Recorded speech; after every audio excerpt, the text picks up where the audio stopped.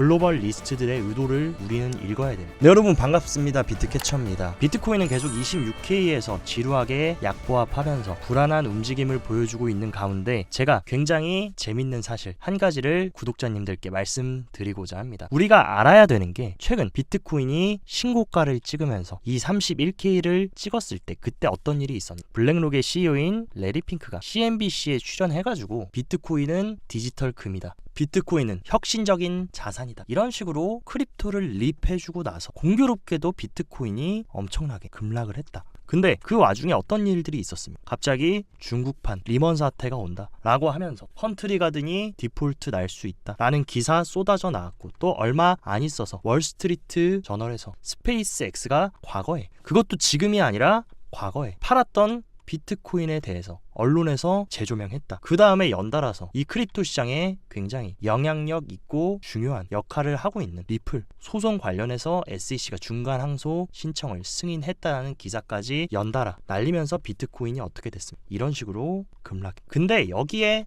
숨은 진짜 미국의 월가들, 글로벌 리스트들의 의도를 우리는 읽어야 됩니다. 여러분들이 잘 보셔야 되는 6월 달부터 미국 블랙록, 피델리티 할 것 없이 이런 대형 레거시 금융들이, 전통 기관들이 갑자기 태세 전환을 하면서 비트코인 현물 ETF를 출시하겠다라고 했습니다. 그리고 나서 이 블랙록과 비트와이즈, 바네크, 위즈덤트리, 인베스코, 피델리티, 발키리 할 것 없이 이 월가 기관들이 신청한 비트코인 현물 ETF의 첫 승인 심사를 받는 게 9월 초다. 근데 그 전에 누가 먼저 심사를 기다리고 있었습니까? 바로 크립토 시장에 가장 영향력 있는 플레이어인 그레이스케일의 SEC와의 소송 일정 첫 데드라인이 8월 15일에 예정이 되어 있었습니다. 근데 이 일정이 어떻게 됐냐? 그레이스케일의 SEC 판결이 미뤄졌고, 그 미뤄진 시기가 언제까지입니까? 8월 22일까지 결과가 나올 것으로 예상한다. 제가 봤을 때 지금 SEC는 이 블랙록과 피델리티 이런 기관들의 비트코인 현물 ETF 승인이 나오기 전까지 계속해서 그레이스케일과의 SEC와의 ETF 현물 전환에 대한 소송은 계속 시간 끌기를 할 것으로 생각이 됩니다. 그리고 최종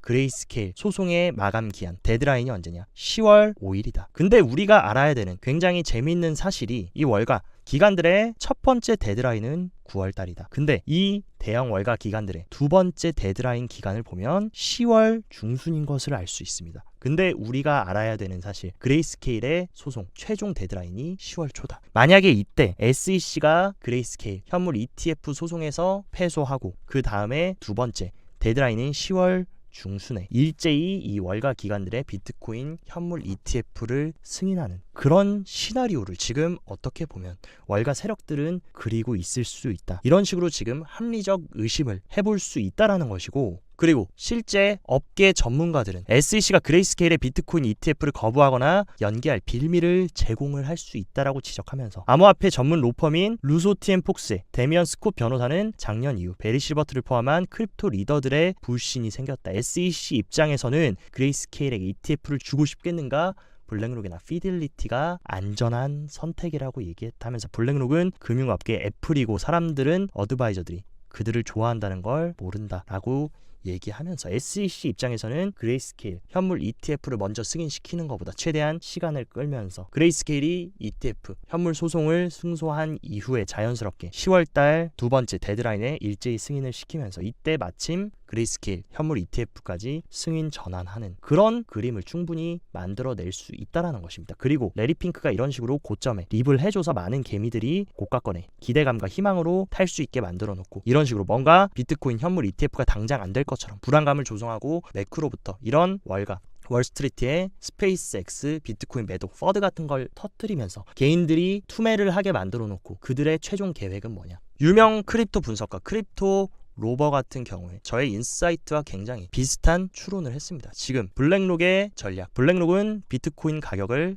하락시키고 개인 투자자들이 비트코인 불량을 패닉셀하고 투매한다. 지금까지 여기까지 진행은 됐고, 블랙록은 계속해서 비트코인을 축적한다. 그 이후에 제가 말했던 비트코인 현물 ETF를 도입하면서 그 이후에 불마켓, 강세작이 시작될 수 있다. 지금 이 그림을 제가 봤을 때 블랙록은 그리고 있다. 그랬기 때문에 의도적으로 지금 이런 식으로 엄청나게 가격을 빼면서 비트코인이 올해 신고가를 갱신한 이후에 급락을 시키면서 개미들을 털어주고 있다라는 것입니다. 왜 제가 그 부분을 더 확신했느냐? 지금 그레이스케일은 SEC와 비트코인 현물 ETF 승인에 대한 소송을 진행 중이다. 근데 소송의 결과가 나오지도 않았는데 8월 17일 불과 며칠 전에 그레이스케일에서 ETF 인력을 채용하겠다. 아직 지금 현물 ETF에 대한 소송도 안 끝났는데 왜 인력을 채용할까? 그레이스케일도 이미 알고 있다라는 것입니다. 월가 기관과 SEC의 유착관계 그리고 SEC의 역할은 본격적으로 비트코인 현물 ETF 최종 승인되는 데드라인까지 시간을 벌어주고 그들이 원하는 가격에 계속적으로 축적할 수 있게 시간을 계속 벌어주고 있는 거다. 그리고 이 중국이 붕괴된다 이런 식으로 공포감 조장할 때 여러분들한테 중국 안 무너진다, 중국 안 망한다 라고 계속 말씀드렸는데 아니나 다를까 증시부터 코인까지 개미 다 털고 나니까 중국의 부동산 사태, 은행 위기로 이어지진 않을 것이다. 이런 식으로 바로 언론 미디어에서는 말 바꿔버립니다. 이런 식으로 개미들은 뭐 중국이 망할 것처럼 중국이 디폴트 될 것처럼 경제 완전 붕괴될 것처럼 만들어 놓고 지금 와서 은행 위기로 이어지진 않을 거다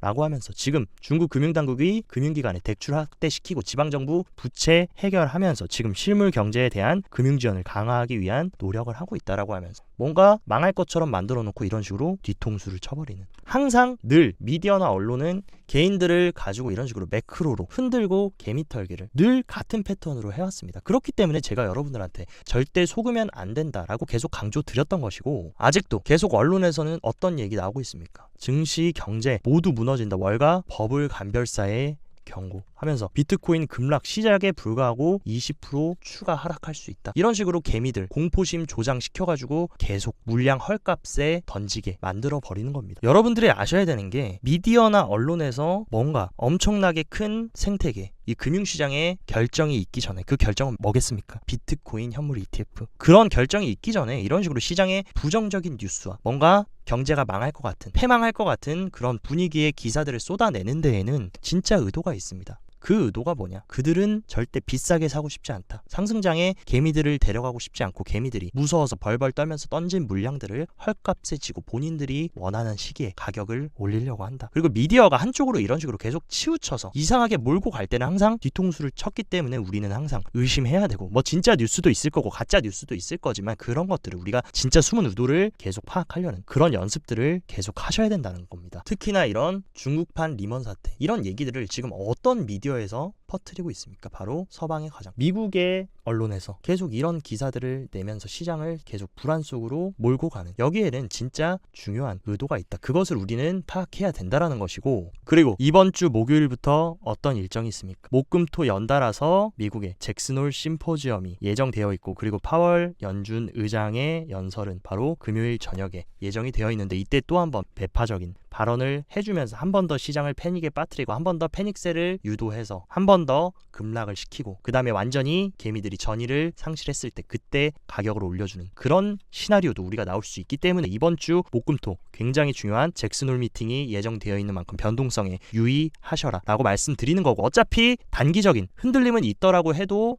결국에 큰 방향성은 월가의 세력들, 금융 엘리트들이 원하는 방향으로 수면 아래서 계속 진행되고 있고 하나하나씩 그들이 원하는 시나리오대로 가고 있습니다. 그리고 페이팔, 미국의 스테이블 코인인 페이팔 스테이블 코인 PYUSD 발행량이 3천만 개를 돌파했다. 지금 뭡니까? 미국발 스테이블 코인을 지금 전 세계에 뿌리면서 유통을 하고 있다. 그 다음에 미국이 진짜 원하는 거 뭡니까? 지금 스테이블 코인 1위는 테더다. 테더는 뭡니까? 중국의 스테이블 코인이다. 근데 미국은 중국의 스테이블 코인이 크립토 시장을 장악하는 것을 절대 원하지 않는다. 그들이 원하는 거는 미국의 스테이블 코인 페이팔이나 혹은 USDC 이런 스테이블 코인이 확실하게 점유율을 가져간 이후에 그 다음에 비트코인 현물 ETF까지 승인을 받으면서 전반적인 이 크립토 시장의 삼위일체 모든 것을 지금 미국이 해먹으려는 그런 그림을 지금 그리고 있는 것이고 서클 CEO 같은 경우에도 올 가을에 스테이블 코인 결제 및 크로스체인을 위한 로드맵을 구축하겠다. 그 얘기는 뭡니까? 이런 식으로 크립토 시장 스테이블 코인을 USDC 이 결제 시스템망으로 연결시키겠다. 근데 굉장히 재밌는 게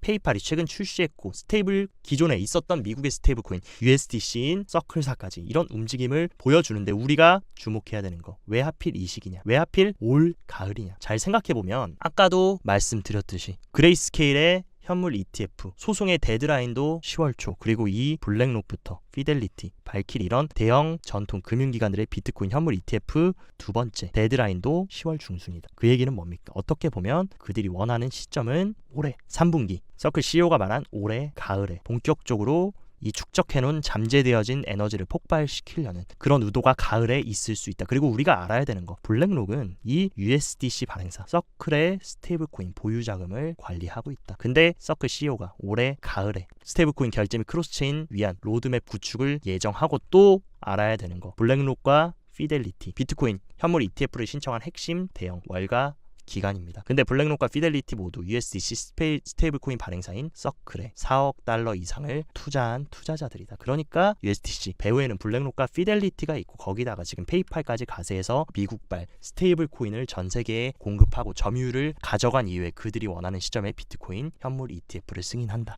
그리고 제가 굉장히 좋아하고 누구보다도 굉장히 통찰력 있는 그런 인사이트를 보여주는 비트맥스의 창업자 이 아서 헤이즈도 6월달 과거에 뭐라 그랬습니까? 올해 3분기 말, 그러니까 아까 말씀드렸던 두 번째 월가 기관들의 비트코인 현물 ETF 데드라인이 있는 올해 3분기부터 4분기 초에 강세장이 시작될 수 있다. 이 아서 헤이즈도 이 크립토 시장에 엄청나게 영향력 있는 인물이고 굉장히 월가 기관들과 굉장히 강한 유착관계가 있다. 이 사람도 분명히 무언가를 알고 이런 얘기를 해준 것이 아닐까. 그리고 아서 헤이즈의 전망은 굉장히 적중률이 높았다. 그렇기 때문에 저는 이 아서 헤이즈의 인사이트를 굉장히 신뢰도 있게 생각하는데, 지금 뭔가 아서 헤이즈가 말했던 것들이 맞아 떨어지면서 이제 좀 있으면 3분기가 시작되는데 그런 퍼즐들이 맞춰지고 있다라는 생각이 들고 있고, 또한 거기다가 중국까지 지금 어떤 움직임을 보여주고 있습니까? 해시키가 홍콩에서 가상자산 소매 거래 지원한다. 오는 28일, 그러니까 다음 주부터 이제 홍콩 개인 투자자들이 정식으로 크립토 거래를 할 수 있게 그렇게 한다라는 것이고, 최근에 이 증권선물위원회로부터 가상자산 소매 거래 라이센스는 받았다. 근데 본격적으로 서비스를 제공하는 게 언제냐? 28일이다. 그 얘기는 뭡니까? 8월 말부터 이제 하나 둘씩 홍콩의 소매 개인 투자자들도 크립토 시장에 뛰어든다라는 것이고, 이에 따라서 지금 딜로이트는 홍콩 하반기 더 많은 암호화폐 라이센스 발급하겠다. 그래서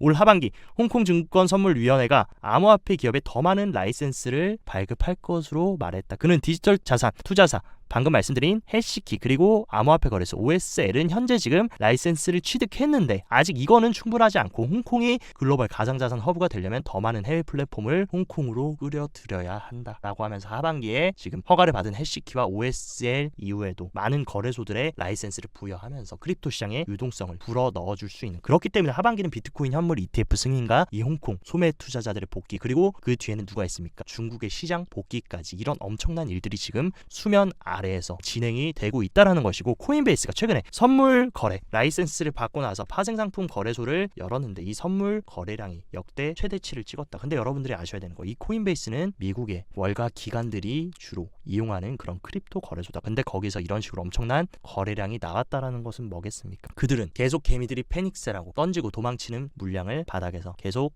선물 시장에서도 모아가면서 하반기 큰 그림을 그리기 위해서 지금 준비를 하고 있다는 것입니다. 지금 여기저기서 비트코인의 유동성 메말랐다, 거래량이 역대 최저다라고 하고 있는데, 지금 코인베이스에서는 이런 식으로 거래량이 폭증하면서 역대 최대치를 찍어줬다. 여기에 우리가 진짜 그들의 의도, 그들의 진짜 목적이 뭔지 우리는 캐치할 수 있다는 것입니다. 물론 지금이 완전 발바닥이고 최저점이다 라고는 말씀 못 드리겠지만, 아마 월가 세력들이 한 번 더 개미를 털고 완전히 전의를 상실시킨 이후에 그 이후에 가격을 올려줄 수 있는 그런 그림도 있고, 이번 주에는 잭슨홀 미팅도 있기 때문에 여러분들이 조금 보수적으로 대응하셔라 라고 말씀드리고 싶고, 조금 중장기적으로 보시는 분들은 제가 언제나 여러분들한테 강조드렸던 거, 남들이 겁을 먹고 있을 때 그때 욕심을 내셔야 되고, 남들이 욕심을 낼 때 그때는 손을 털고 나와야 된다. 근데 지금 시기가 어떤 시기입니까? 이 주황색 구간은 이 심리 지표가 공포 심리에 위치하고 있을 때, 그리고 이 노란색은 사람들이 환희에 차 있을 때를 보여주고 있습니다. 근데 지금 시기에 이런 식으로 심리 지표도 주황색을 가리키면서 가격이 빠지니까 공포 심리에 휩싸여 있다. 근데 재밌는 게 올해 3월, 6월 최저점 바닥일 때 이 심리 지표가 어땠냐? 모두가 공포에 질려 있었다. 이 공포에 질린 이후에 이런 식으로 상승하면서 올해 신고가를 계속 갱신해줄 만큼, 물론 충분히 더 가격이 하락하면서 더 추가적인 공포심을 조장할 수 있다. 근데 중장기적으로 보시는 분들은 지금부터 차근차근 여러분들이 계획한 대로 누릴 때마다 잘 체결이 되게 모아간다라고 하면 분명히 이 공포 시기 이후에는 언제나 이 환희의 시기가 찾아왔고 그 환희의 시기가 왔을 때 우리는 차익을 실현하면 된다. 그 부분을 중장기적으로 대응하시는 분들은 명심하시라고 말씀드리고 싶습니다. 자, 그래서 오늘 영상도 시청 진심으로 감사드리고 영상 도움됐다 하시면 좋아요, 구독 눌러주시고 더 자세한 디테일한 투자 전략과 실전 투자에 도움되는 정보들은 영상 하단 고정 댓글에 제가 직접 운영하는 비트캐쳐 텔레그램 정보방을 활짝 열어놨습니다. 이쪽으로 입장하시면 실시간 대응부터 디테일한 투자 인사이트까지 제가 전부 다 공유 드리고 있으니까 활용하셔서 더 성공적인 투자 이어나가셨으면 좋겠습니다. 오늘도 행복한 하루 보내시고 여기까지 비트캐쳐였습니다.